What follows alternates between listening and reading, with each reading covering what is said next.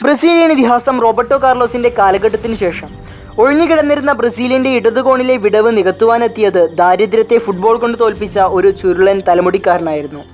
അദ്ദേഹത്തിന്റെ പേരാണ് മാർസലോ വിയേറ. അദ്ദേഹത്തെ പറ്റി കൂടുതൽ അറിയാം ഈ വീഡിയോയിലൂടെ.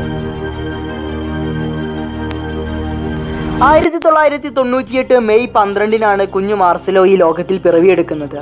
അച്ഛൻ മാർസലോ വിയേറ ഡ സിൽവ ഒരു ഫയർമാൻ ആയിരുന്നു. അദ്ദേഹത്തിൻ്റെ ഭാര്യയായ മിസ്സിസ് വിയേറയാകട്ടെ ഒരു റിട്ടയേർഡ് ടീച്ചറും. എന്നിരുന്നാലും അവരുടെ ദാരിദ്ര്യത്തിനൊന്നും കുറവുണ്ടായിരുന്നില്ല. ഒരു നേരത്തെ ഭക്ഷണത്തിന് വേണ്ടി അവർ പാടുപെട്ടു.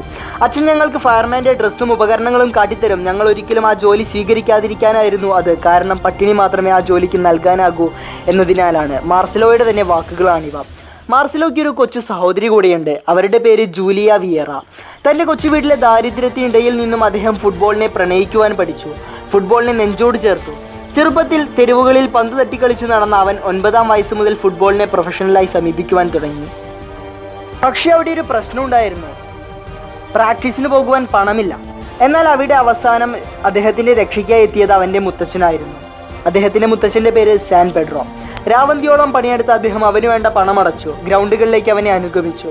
മാർസലോയുടെ മുത്തച്ഛനാണ് മാർസലോ എന്ന് പറഞ്ഞ കളിക്കാരൻ്റെ ഉദയത്തിന് കാരണമെന്ന് നമുക്ക് നിസ്സംശയം പറയാം. അതുകൊണ്ട് തന്നെയാകണം മാർസലോ തനിക്ക് ലഭിച്ച ആദ്യത്തെ തൻ്റെ മുഴുവൻ പ്രതിഫലവും തൻ്റെ മുത്തച്ഛന് നൽകിയത്. താനടിക്കുന്ന ഓരോ ഗോളുകളും തന്നെ മുത്തച്ഛന് വേണ്ടി സമർപ്പിച്ചുകൊണ്ടേയിരിക്കുന്നത്. അദ്ദേഹം ലോകത്തോട് വിട പറഞ്ഞത്, അഥവാ മാർസലോയുടെ മുത്തച്ഛനായ സാൻ പെഡ്രോ ലോകത്തോട് വിട പറഞ്ഞത് 2004 വേൾഡ് കപ്പിൻ്റെ സമയത്താണ്. മാർസലോ 13-ാം വയസ്സിലാണ് തൻ്റെ ആദ്യത്തെ ക്ലബ്ബായ ഫ്ലുമിനൻസിയയ്ക്ക് വേണ്ടി കളിക്കുവാൻ ചെല്ലുന്നത്. 3 കൊല്ലം ക്ലബിൻ്റെ യൂത്ത് സൈഡിൽ, പിന്നെ സീനിയർ ടീമിൽ 30 കളികൾ. അപ്പോഴേക്കും വമ്പൻ ക്ലബ്ബുകൾ ഓഫറുമായി എത്തി. അങ്ങനെ 2007 അദ്ദേഹം റയലിലേക്ക് എത്തി. അന്നു മുതൽ ഇന്ന് വരെ റയലിൻ്റെ ഇടതുകോണിലെ ഒഴിവാക്കാനാകാത്ത സാന്നിധ്യമാണ് മാർസലോ വിയേറ.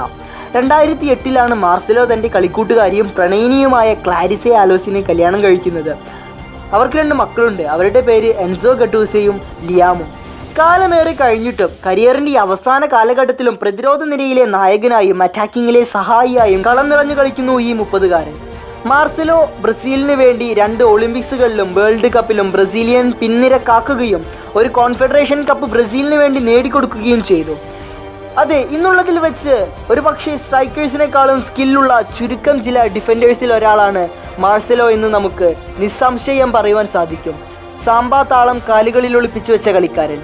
ടീം അല്ലെങ്കിൽ ക്ലബ്ബ് അഥവാ ഫാൻ ബേസ് വികാരം മാറ്റിവെച്ച് നോക്കിക്കഴിഞ്ഞാൽ നമുക്ക് നിസ്സംശയം പറയാം, ലോകത്തിലെ ഏറ്റവും മികച്ച അറ്റാക്കിംഗ് ഫുൾ ബാക്കുകളിൽ ഒരാൾ, ബ്രസീലിൻ്റെ ഇടതുകോണിലെ അത്ഭുതം. അതാണ് മാർസലോ.